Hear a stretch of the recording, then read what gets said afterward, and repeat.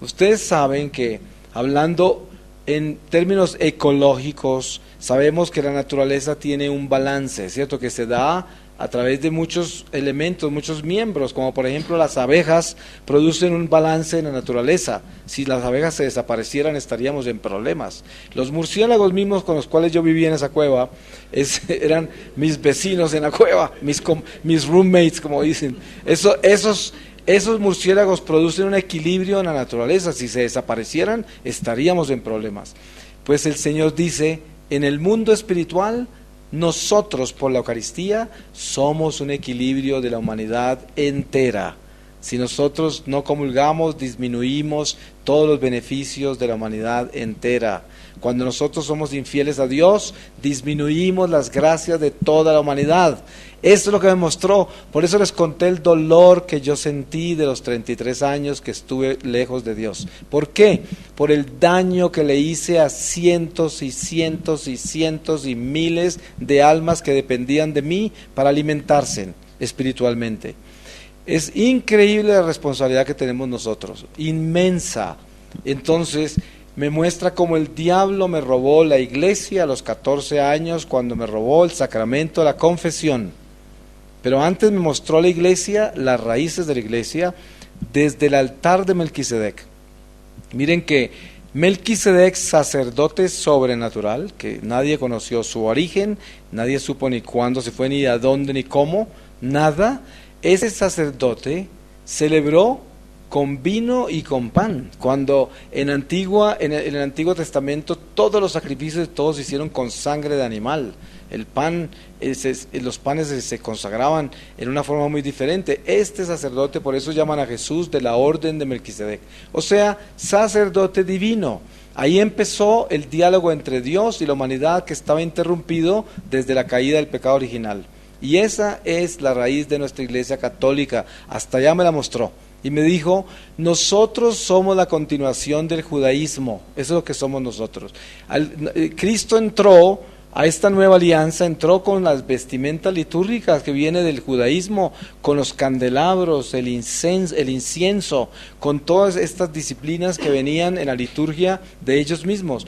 Y encontramos estas tradiciones que se fueron caminando y transformándose. Por eso nuestra iglesia y las tradiciones sagradas de nuestra iglesia son sagradas. Son tradiciones que no son inventadas por hombres, son diseñadas por Dios mismo. Cada cosa, cada color, cada tamaño, todo está diseñado por el Señor. Entonces, Él me muestra cómo el diablo sabe, cuando nosotros estamos en el vientre de nuestra madre, sabe quiénes somos. Y sabe que nosotros somos la peor pesadilla de los infiernos. Él me muestra que cuando un sacerdote se está vistiendo en la sacristía, tiemblan los infiernos. Así, tiemblan. Porque cuando la Eucaristía se celebra, es una derrota a Satanás impresionante. Porque todo lo que está perpetrando, todo lo que está haciendo en el área, se le destruye con la Eucaristía. Se le atrasa todo su trabajo. Porque los demonios no pueden actuar mientras la Eucaristía está siendo celebrada. ¿Por qué? Porque baja nada menos que la Santa Ciudad de Luz, baja al altar.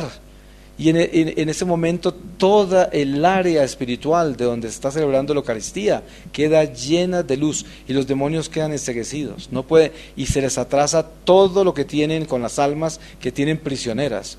Es un tormento para ellos. Entonces, y a pesar, aunque el sacerdote esté en pecado, porque una de las explicaciones que el Señor me dio es esta: cuando Él envió a los apóstoles la primera vez, entre ellos iba Judas Iscariote, y cuando regresaron todos sin excepción estaban admirados de las maravillas que habían hecho en el nombre de Jesús. Judas Iscariote sanó enfermos, Judas Iscariote liberó posesos, igual que los demás, y era un traidor. ¿Y por qué? Porque la unción que él tenía era fiel, porque era el Espíritu Santo, aunque el instrumento era infiel. Así es, y eso tenemos que entenderlo. El sacerdote puede estar podrido en pecado, pero como tiene la unción sacerdotal, me puede perdonar mis pecados, me puede bautizar, me puede enterrar, puede hacer todo, porque él, la unción nunca la pierde, nunca la pierde. Así de que él me muestra cómo el diablo me convenció de que yo no necesitaba un intermediario para llegar a Dios. Y me mostró que cómo me iba a confesar con otro pecador peor que yo. Y contarle mis pecados a un hombre que de repente es más malo que yo. Y así fue como yo entré en todo esto. Me separé de Dios y el demonio me endureció mi corazón y me robó la iglesia entera. Y entonces me lleva a las Escrituras donde Jesús al resucitar les dice que los va a enviar y que les da el poder de perdonar pecados o retenerlos. Les dijo, reciban el Espíritu Santo, y se los sopló y les dijo, reciban el Espíritu Santo. Perdonar pecados o retenerlos, les dio el poder a los intermediarios. Y me explica por qué. Me dice, nosotros sabemos, como San Pablo nos explica con tanta claridad, él dice, en nosotros hay una ley que nos inclina al mal, y agrega después, el mal que no quiero hacer es el mal que termino haciendo. Es nuestra naturaleza. Eso no quiere decir que somos malos por naturaleza, sino que estamos manchados, porque Dios nos hizo buenos. Entonces, para nosotros poder vivir por encima de la mancha que llevamos y no dejar que esa mancha nos mantenga esclavos a las tendencias que ella incita, debemos tener esa fuerza del Espíritu que nos da el Señor a través de los sacramentos. Y me muestra cómo es que Él, conociendo nuestra naturaleza, nos dejó el sacramento de la reconciliación. Como nosotros somos soldados eucarísticos de reparación, para que poder tener este instrumento, que San Pablo lo llama vasija de barro que lleva el tesoro, este instrumento, para tenerlo preparado, tenemos que reconciliarnos constantemente con Dios. Constantemente. Necesitamos ir a humillarnos ante otro pecador, que es el sacerdote. Eso destruye el diablo. Hay una cosa que los demonios nunca podrán hacer. ¿Y saben qué es? Humillarse, pedir perdón, arrepentirse. Nunca, jamás. Ellos son el trono del orgullo, nunca se pueden doblar. No pueden doblar rodilla, nunca. Entonces, esto quiere decir de que si yo constantemente me estoy humillando, me estoy arrodillando y estoy confesando mis pecados, también tengo la gracia, la fortaleza para perdonar. Porque el que pide perdón aprende a perdonar también. Y fuera de eso, mi corazón queda preparado para recibir el don eucarístico. Y esto es lo que explica él. Cada pecado mortal tiene un guardián de un ángel caído. Cada pecado mortal. Nosotros al principio somos tentados.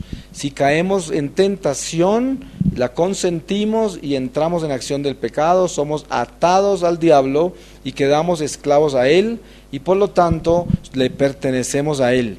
Cuando vamos a confesarnos, solo la iglesia tiene el poder de desatarnos, solo la iglesia.